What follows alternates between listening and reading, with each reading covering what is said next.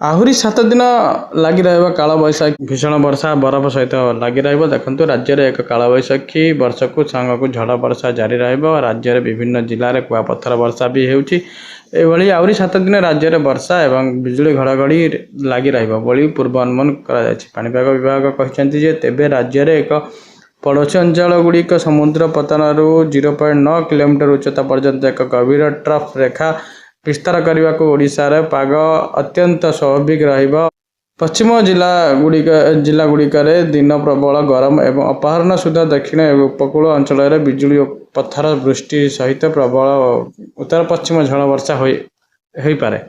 ଆଞ୍ଚଳିକ ପାଣିପାଗ କେନ୍ଦ୍ରକୁ ପୂର୍ବାନୁମାନ କରିଛି ଯେ 28-29 ମାର୍ଚ୍ଚ ଦିନ ତାପମାତ୍ରା 40 ଡିଗ୍ରୀ ସେଲସିୟସ୍ ପର୍ଯ୍ୟନ୍ତ ବୃଦ୍ଧି ପାଇବ। ମୁଖ୍ୟତଃ ସମ୍ବଲପୁର, ସୁନ୍ଦରଗଡ଼, ଝାରସୁଗୁଡ଼ା ଓ ଅନ୍ୟ ପଶ୍ଚିମ ଓଡ଼ିଶା ଜିଲ୍ଲାଗୁଡ଼ିକରେ ତାପମାତ୍ରା ରହିବ। ଶୁକ୍ରବାର 6ଟି ସ୍ଥାନ ପୂର୍ବରୁ 39 ଡିଗ୍ରୀ ସେଲସିୟସ୍ ଛୁଇଁ ସାରିଛି। ଟିଟିଲାଗଡ଼ ସର୍ବାଧିକ 39.5 ଡିଗ୍ରୀ ସେଲସିୟସ୍ ରେକର୍ଡ କରିଛି। 39 ଡିଗ୍ରୀ ସେଲସିୟସ୍ ଅତିକ୍ରମ କରିବା ଅନ୍ୟ ସ୍ଥାନଗୁଡ଼ିକ ମଧ୍ୟରେ ସମ୍ବଲପୁର, ଝାରସୁଗୁଡ଼ା, ହୀରାକୁଦ, ଭବାନୀପାଟଣା ଓ ସୋନପୁର ରହିଛି। ପଶ୍ଚିମ ଓଡ଼ିଶାରେ ପ୍ରବଳ ବର୍ଷା ଜାରି ରଖିବା ବେଳେ ଦକ୍ଷିଣ ଜିଲ୍ଲାଗୁଡ଼ିକ ଶୁକ୍ରବାର କାଳବୈଶାଖୀ କାର୍ଯ୍ୟ ଅନୁଭୂତ ହେବ।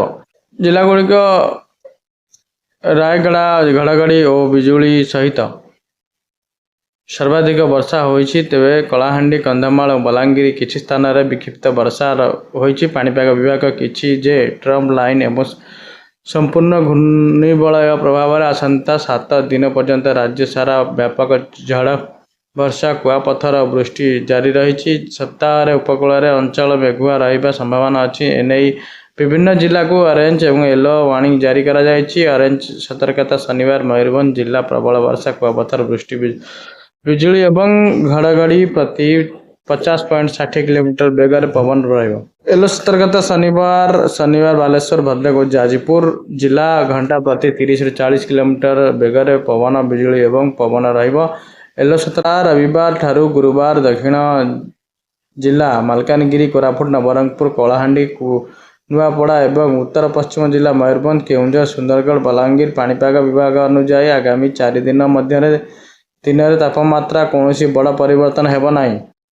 ପାଗ ଦୁର୍ବଳ ହେବା ସହିତ ଏପ୍ରିଲ 1ରୁ ତାପମାତ୍ରା ପ୍ରାୟ ସ୍ୱାଭାବିକ ସ୍ତର 37-38% ସେଲସିୟସ୍ ଫେରିବ ବୋଲି ଆଶଙ୍କା କରାଯାଇଛି। ଭିଡ଼ିଓ ଭଲ ଲାଗିଲେ ଲାଇକ୍, ସେୟାର, ସବସ୍କ୍ରାଇବ କରନ୍ତୁ। ଆଉ ଗୋଟେ ଭୟଭୀତ ଖବର ଜାଣନ୍ତୁ। କରୋନା ଭୂତାଣୁ ଏକ ନୂଆ ରୂପ 23ଟି ଦେଶକୁ ମାଡ଼ିଗଲାଣି। ସିକାଡ଼ା ଜାଣି ରଖନ୍ତୁ। ସିକାଡ଼ା କ'ଣ?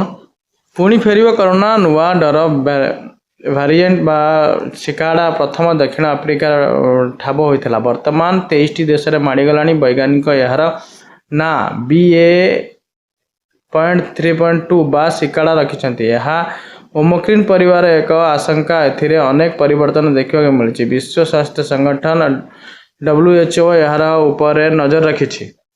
ସିକାଡ଼ା ଏକ ପ୍ରକାରର ପୋକ ଯିଏ ବହୁ ବର୍ଷ ଧରି ମାଟି ତଳେ ଶୋଇ ରହିବା ପରେ ବାହାରକୁ ଆସେ। ଏହି ଭୂତାଣୁ ମଧ୍ୟ 2022 ପରଠାରୁ ଗୋପନରେ ଥିଲା। ଏବେ ପୁଣି ଦେଖାଯାଇଛି, ତେଣୁ ଏହାର ନାମ ସିକାଡ଼ା ରଖାଯାଇଛି। ସିକାଡ଼ା ପ୍ରଥମ ଦକ୍ଷିଣ ଆଫ୍ରିକାର ଜଣେ ଶିଶୁଠାରେ ଦେଖାଯାଇଥିଲା। ବର୍ତ୍ତମାନ ସୁଦ୍ଧା ଆମେରିକା, ଜାପାନ, ବ୍ରିଟେନ୍ ଏବଂ ୟୁରୋପ ସମେତ ପ୍ରାୟ 23ଟି ଦେଶରେ ଏହା ଚିହ୍ନଟ ହୋଇସାରିଛି। ଏହାର ଲକ୍ଷଣ ପୂର୍ବ ଭ୍ୟାରିଏଣ୍ଟ ପରି ସମାନ, କାରଣ ଗଳା ବସିଯିବା, ଜ୍ୱର, ମୁଣ୍ଡବିନ୍ଧା ଏବଂ ନାକରୁ ପାଣି ବୋହିବା ଲକ୍ଷଣ ଦେଖାଦିଏ। ସିକାଡ଼ା ଭୂତାଣୁର ପୂର୍ବ ଭ୍ୟାରିଏଣ୍ଟରୁ 70ରୁ ଅଧିକ ପ୍ରକାର ପରିବର୍ତ୍ତନ ହୋଇଛି। ତେଣୁ ଏହାର ଶରୀର ରୋଗ ପ୍ରତିରୋଧକ ଶକ୍ତିକୁ ଚମକାଇ ଦେଇପାରେ, କିନ୍ତୁ ଏହାଦ୍ୱାରା ରୋଗୀ ଗୁରୁତର ହେବା କିମ୍ବା ହସ୍ପିଟାଲରେ ଭର୍ତ୍ତି ହେବାର କୌଣସି ପ୍ରମାଣ ଏପର୍ଯ୍ୟନ୍ତ ମିଳିନାହିଁ।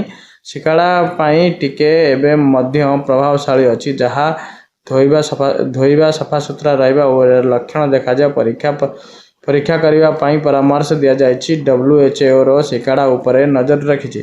ଭିଡ଼ିଓ ଭଲ ଲାଗିଲେ ଲାଇକ୍, ସେୟାର, ସବସ୍କ୍ରାଇବ କରନ୍ତୁ।